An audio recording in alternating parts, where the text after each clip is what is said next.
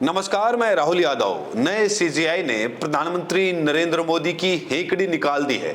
नए सीजीआई ने प्रधानमंत्री नरेंद्र मोदी को खुली चेतावनी दे दी है और न्याय की बात कर दी है। दोस्तों, हम सभी लोगों को मालूम है कि अभी जस्टिस सूर्यकांत सीजीआई भी नहीं बने, लेकिन नरेंद्र मोदी को जहां पर बहुत बड़ा झटका दे दिया है। हम सभी लोगों को मालूम है कि जब से जस्टिस बी.आर. गवई देश के नए सीजीआई बने हैं, तब से जजों में एक अलग ही उत्साह देखा जा रहा है। Justice B R. गवई ने सरकार पर ताबड़तोड़ एक्शन लिए, हर पीड़ित को न्याय दिलाने की कोशिश जस्टिस बी.आर. गवई ने की और कसम खाई कि रिटायरमेंट के बाद मुझे सरकार की गोद में नहीं बैठना है, मैं यहां पर सरकार की नहीं बल्कि संविधान की सेवा करने आया हूं। और आज जस्टिस बी.आर. गवई के बनाए रास्ते पर सुप्रीम कोर्ट, हाई कोर्ट, निचली अदालतों के जज अब चलते नजर आ रहे हैं। अब जरा जस्टिस सूर्यकांत को देख लीजिए। जस्टिस सूर्यकांत जो कि 24 नवंबर को देश के नए सीजीआई बनेंगे। अभी तारीख लंबी है, लेकिन उससे पहले ही जस्टिस सूर्यकांत ने प्रधानमंत्री नरेंद्र मोदी को इस बात की खुली चेतावनी दे दी है कि चरण वंदना तो हम नहीं करेंगे, आपके इशारे पर हम भी नहीं नाचेंगे और शायद रिटायरमेंट के बाद मुझे भी कोई सरकारी पद नहीं चाहिए। अब जरा यहां पर जस्टिस सूर्यकांत का बयान देख लीजिए, जहां पर जस्टिस सूर्यकांत ने साफ साफ कहा कि अंतिम पंक्ति में खड़े लोगों तक सबसे पहले पहुंचे न्याय। सीजीआई बनने से पहले जस्टिस सूर्यकांत ने कही बड़ी बात। अभी सीजीआई भी नहीं बने, लेकिन सूर्यकांत साहब ने साफ साफ कह दिया कि जो व्यक्ति पंक्ति में आखिर में खड़ा है उसे सबसे पहले न्याय पहुंचाएंगे।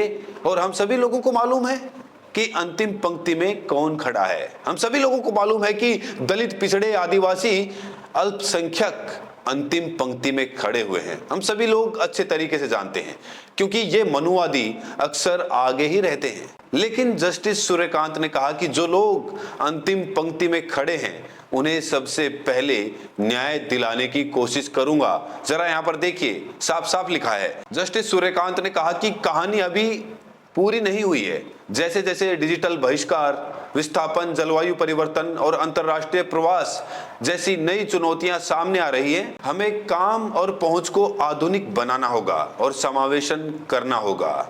देखिए, लिखा भी है, देश के अगले मुख्य न्यायाधीश बनने जा रहे जस्टिस सूर्यकांत ने दो टूक कहा है कि समाज में सबसे अंतिम पायदान पर खड़े व्यक्ति तक सबसे पहले न्याय पहुंचना चाहिए। उन्होंने कहा कि इसे सुनिश्चित करने में कानूनी सहायता बहुत महत्वपूर्ण भूमिका निभाती है। उन्होंने आगे कहा कि भारत में कानूनी सहायता प्राधिकरण मदद मांगे जाने का इंतजार करने की बजाय जरूरतमंदों तक न्याय पहुंचाने के लिए सक्रिय कदम उठा दिए हैं।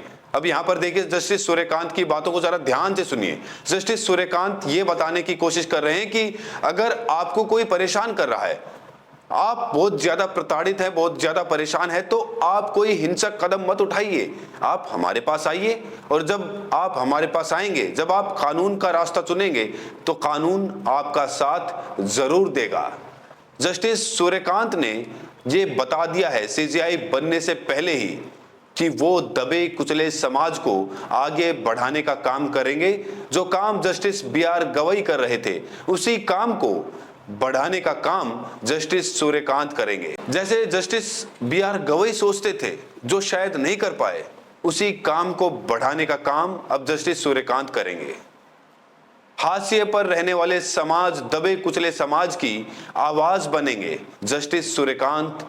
इस बात को आप लोग नोट करके रख लीजिए। देखिए, यहां पर लिखा भी है, तो संविधान का वादा फिर से जीवंत हो उठता है। लिखा भी है, उन्होंने कहा कि न्याय सबसे पहले अंतिम व्यक्ति तक पहुंचना चाहिए। हर बार जब कोई कैदी कानूनी सहायता याचिका के माध्यम से आजाद होता है, हर बार जब कोई विधवा वर्षों की उपेक्षा के बाद अपनी पेंशन प्राप्त करती है, और हर बार जब कानून का उल्लंघन करने वाले किसी बच्चे को दंड के बजाय सुधार की ओर निर्देशित किया जाता है, तो संविधान का वादा फिर से जीवंत हो उठता है। कितनी बड़ी बात जस्टिस सूर्यकांत साहब कह रहे हैं, यानी कि दूरदर्शी तो नजर आ रहे हैं। ये हम सभी लोगों के लिए हितकारी होंगे, ये भी नजर आ रहा है। तो जस्टिस सूर्यकांत साहब के इस बयान पर लाखों सलाम। जस्टिस सूर्यकांत साहब ने सीजीआई बनने से पहले ही संकेत दे दिया है कि किसी के साथ अन्याय नहीं होगा। जो भी दुखी, पीड़ित, अपमानित हैं, उन सब का सम्मान न्यायपालिका करेगी। उन सबके साथ न्यायपालिका करेगी। जस्टिस सूर्यकांत ने यहां पर साफ साफ बता दिया है। न्याय को वास्तविक बनाया जा सकता है। जस्टिस सूर्यकांत ने यह भी कहा, हाशिए पर पड़े लोगों और अल्पसंख्यकों के मानवाधिकारों के प्राप्ति के लिए कानूनी सहायता प्रणाली को मजबूत करना।